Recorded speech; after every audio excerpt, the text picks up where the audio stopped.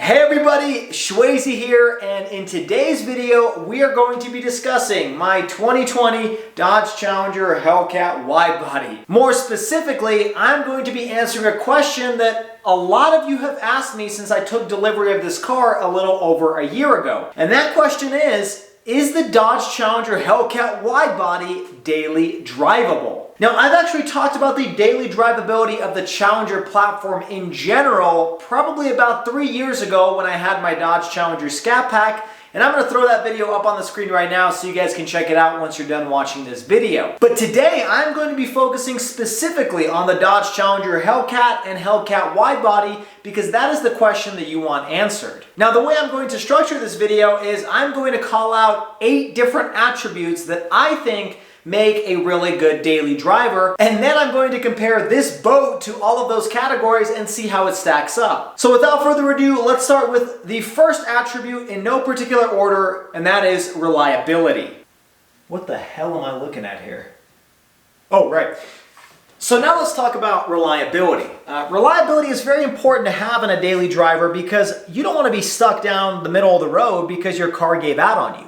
You want to make sure you have something that can consistently get you from point A to point B. That's what makes a good daily driver. Now, as it pertains to the Dodge Challenger Hellcat engine and transmission, they're actually pretty reliable powertrains. I haven't really stumbled across anybody on the forums or on any of the websites talking about a consistent issue that keeps happening to their Hellcat engine.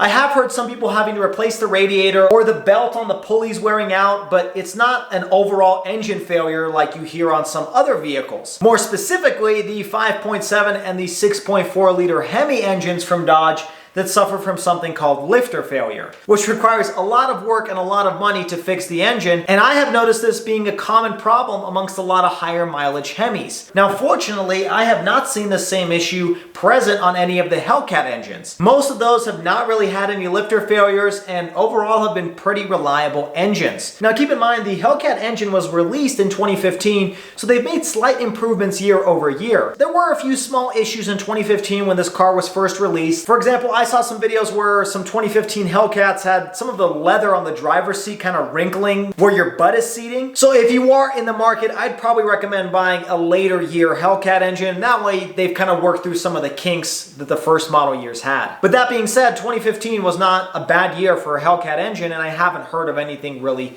major going on. Also, something to note is the Challenger platform itself has been around since 2007 or 2008, so Dodge has had even more time to work out some of the kinks of this platform and make sure it's an overall reliable vehicle. In fact, in 2020, Dodge took first place in the J.D. Power Initial Quality Study when testing for the number of problems per 100 vehicles, with Dodge having the least amount of problems. Now, I realize that this test is for new vehicles specifically, but regardless, I think you get my point. Next up, let's talk about storage. Don't mind me, I just need to take some trash to the dump. Ugh. But storage is very important for a daily driver because, well, you need to have a lot of space to put all your stuff into it, whether that's your kids or loading a big TV into the back seat or maybe several 5'9" size black bags. You need to have a place to put that, and that's why storage is an important attribute for a daily driver. Now, luckily, that is where the Dodge Challenger shines. This thing has a gigantic trunk. I'm actually throwing up all the specifications on the screen right now so you can write them down, but this can easily fit 3 or 4 big black bags of whatever you choose in the back, and you can still fit 5 people inside of the vehicle. There are 5 seats and 5 seat belts, so you can actually fit 3 people sitting in the back. And you've got 2 air vents back there to keep them comfortable. Now, in my previous Dodge Challenger Scat Pack, which had the same exact dimensions as this car aside from the wide body flares, I once carried 5 tires inside of the cabin by just putting the back seats laying down 60-40 and sliding the tires into the rear area. So there are a lot of benefits to having a car this big, one of which is having a lot of storage. So in that aspect, the Dodge Challenger Hellcat does a great job. All right, next up, let's talk about gas mileage. mileage, because you cannot have a good daily driver without having pretty decent gas mileage. That way you can drive it as much as you want and not spend as much monthly or yearly constantly filling up this car, because you can get from point A to point B with filling up less tanks. Well, that is where the Dodge Challenger Hellcat absolutely sucks. Yes, I'm about to overlay some footage, because if I turn the ignition key on right now, it's going to have a loud beep since I'm not turning the vehicle on in my garage. But the average MPG that I've had since picking up this vehicle is 14.9 miles per gallon, which is really horrible. However, when you consider this car is a 6.2 liter supercharged V8 Hemi engine that has 717 horsepower, then it's a little bit more forgiving at 14.9, especially when you compare it to other over 700 horsepower vehicles. This car is probably one of the best in that category. But regardless, we are not comparing the daily drivability to vehicles that have over 717 horsepower. We're comparing it to run-in-the-mill average daily drivers. And in that category, the Dodge Challenger Hellcat flat out sucks. Okay, now the next attribute of a good daily driver is as obvious as in the name. You can drive it every day, which really means you can drive it in all types of weather. More specifically, if you live somewhere in the Northeast, or like me here in Utah where it snows occasionally, or it's really cold and it's rainy, you should be able to drive your car every day regardless of the weather. Well, that's unfortunately not the case with the Dodge Challenger Hellcat. In terms of daily drivability, well, if you live in a place that's not California or Arizona, you may not be able to drive this car every single day because the weather just does not permit it. Now, I do think that lower trim levels of the Challenger are probably okay in daily driving it every day, because they either have all-wheel drive when it comes to the GT, or just less horsepower, so less of a chance for you to consistently slip at colder temperatures or wet conditions like with the Hellcat. But like I said, we're talking strictly Hellcat here, and so in that case, the Hellcat just does not make the mark either when it comes to being able to drive it in all weather conditions. Now, these are Pirelli P0 all-season tires, but even in the driest of conditions, and it's say 35 or 40 degrees, I still lose traction on these tires at say 25 miles per hour. Now, you may be able to throw some 305 wide snow tires on this vehicle and then throw a bunch of weight however you want to in the rear of the vehicle, and maybe you'll get better traction. But in my advice, I would not recommend driving this car in wet, or more specifically, snowy conditions. It's not impossible, it's just not the easiest thing, and a little bit more dangerous than driving something with less horsepower or all-wheel drive. All right, now while we're here, let me switch sides real quick so it looks like I'm in a different scene.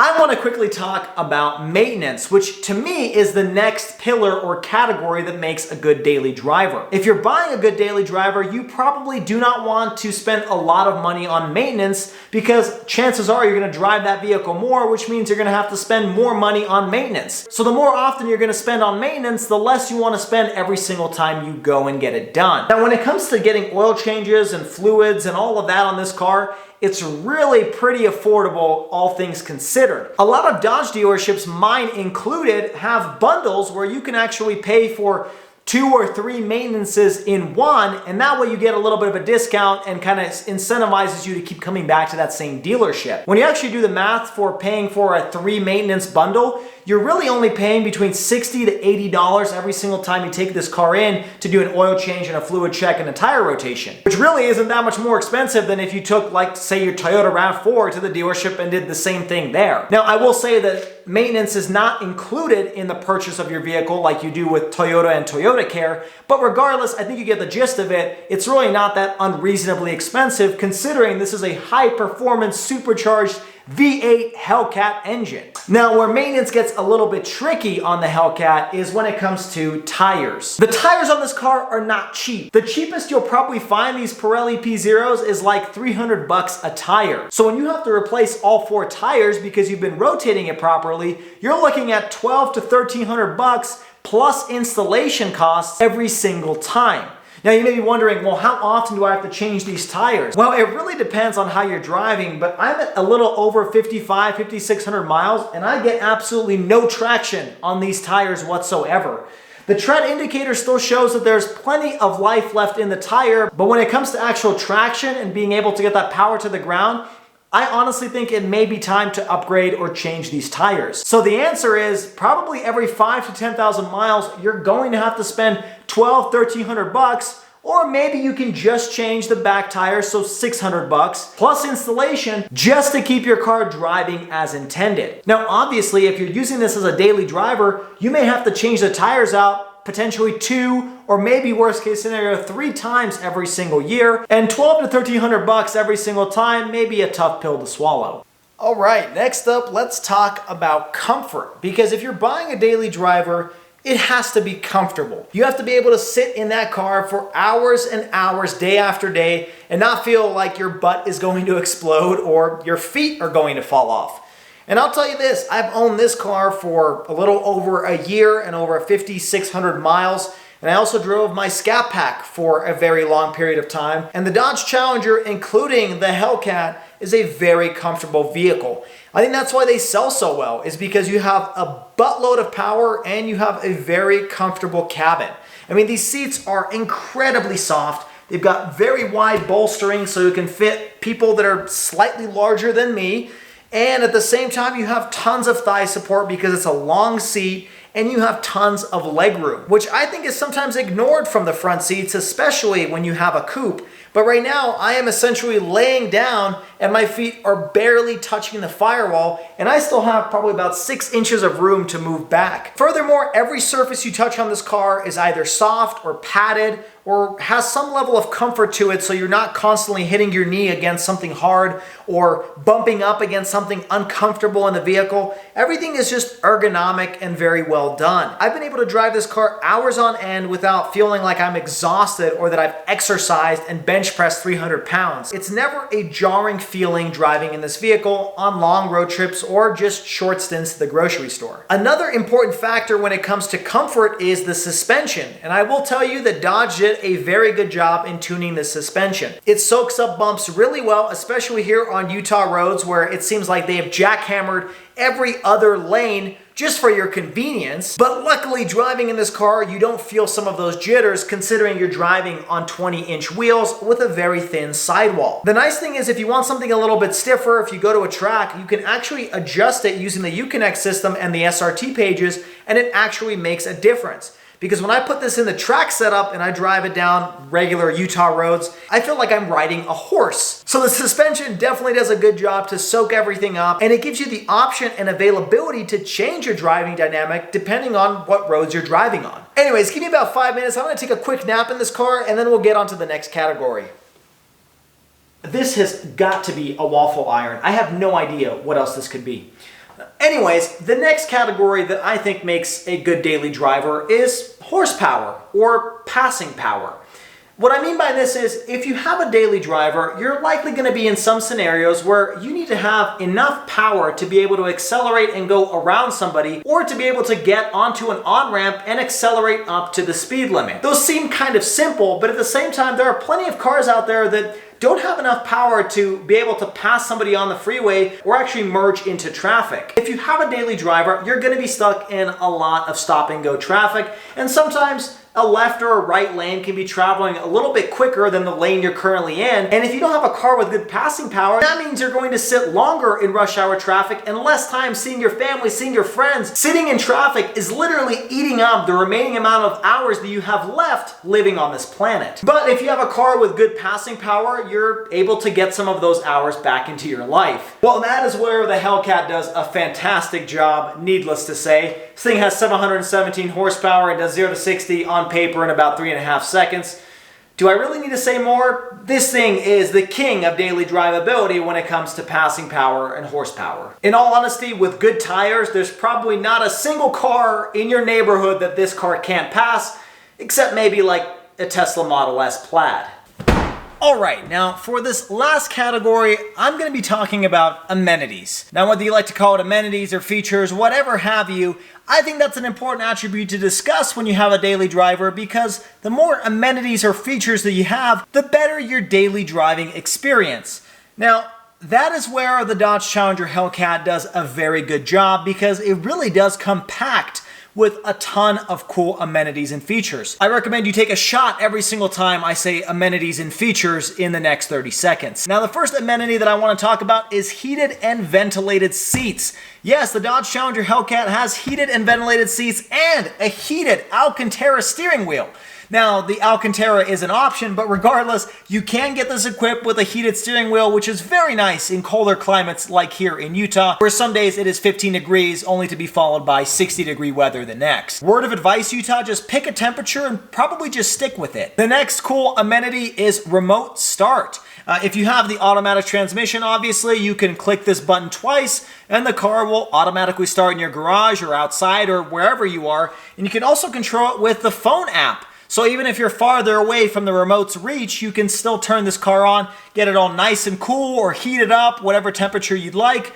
And that's a really nice feature to have in a daily driver. Like I may have mentioned earlier, you also have rear air vents. So if you happen to have 3 people stuck in the back because you absolutely hate them and they're your least favorite friends, at least they have some air vents if you choose to open it for them. And if you really hate the person sitting in the middle, just tell them that there is no middle seat belt, even though there actually is. And obviously you have a very good 8.4-inch Uconnect touchscreen, which has Bluetooth audio, it has Sirius XM, you've got Apple CarPlay, Android Auto, and a lot of really cool features that are super easy to access, either with physical buttons down below or on the touchscreen itself. I think Uconnect does a really good job of not making something super simple with very few features, but at the same time, not making it too complicated with all of the different menus. You also have a bunch of SRT pages and SRT features when it comes to a Hellcat, so if you ever do take this thing to a drag strip or a track, you have lots of options to be able to keep running this car lap after lap. You can also get the Hellcat equipped with a sunroof, which is a nice feature to have.